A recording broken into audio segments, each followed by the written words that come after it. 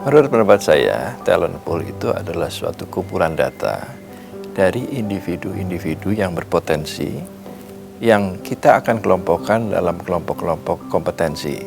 Nah, dari data ini kemudian kita akan buat suatu ranking dari kompetensi individu tersebut. Ini seringkali disebut dengan talent pipeline. Bagaimana kita mengumpulkan data itu? Yaitu dengan melakukan assessment center. Assessment center ini dilakukan terhadap individu-individu yang berpotensi dan kemudian kita akan sesuaikan kompetensi mereka dengan kesesuaian rencana pengembangan yang dilakukan.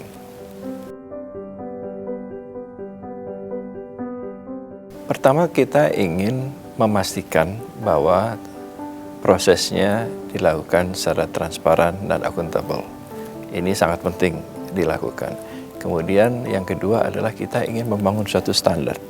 Standar ini kita lakukan untuk membangun standar kompetensi untuk setiap jabatan di setiap instansi. Kemudian juga standar pelaksanaan assessment center yang sekarang ini sangat bervariasi.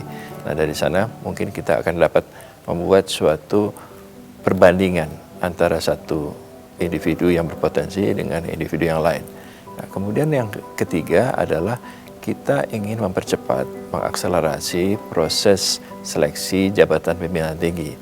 Nah, ini dilakukan mungkin karena instansi yang bersangkutan ingin melakukan proses seleksi tetapi tidak memiliki anggaran yang memadai. Atau bisa juga karena kita ingin membangun suatu database kompetensi yang harus disiapkan untuk melakukan rencana pengembangan. Dan yang ketiga adalah kita ingin memberikan umpan balik kepada peserta untuk pengembangan karirnya lebih lanjut.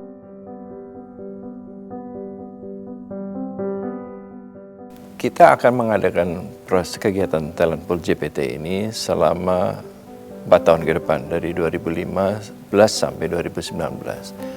Untuk tahun 2015 ini kita akan mencoba memotret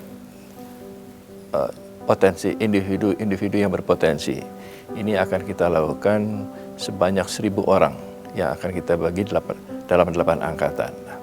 Apa yang harus dilakukan oleh instansi? Pertama, mereka perlu memiliki rencana pengembangan, baik rencana pengembangan individu maupun rencana pengembangan pengisian jabatan. Yang kedua, mereka perlu mengidentifikasi calon yang bisa diikutsertakan dalam kegiatan ini, dan mereka perlu memiliki komitmen agar apa yang sudah dilakukan di proses assessment Talent Pool JPT ini itu dipergunakan dalam seleksi JPT. Nah, langkah-langkah yang akan dilakukan oleh BKN adalah pertama, kita akan mengundang instansi untuk melakukan pendaftaran ke dalam Talent Pool JPT ini. Kemudian kita akan menetapkan peserta untuk mengikuti assessment center. Dan kemudian setelah itu kita akan memberikan hasil dan pelaporan terhadap proses assessment center dalam Talent Pool JPT.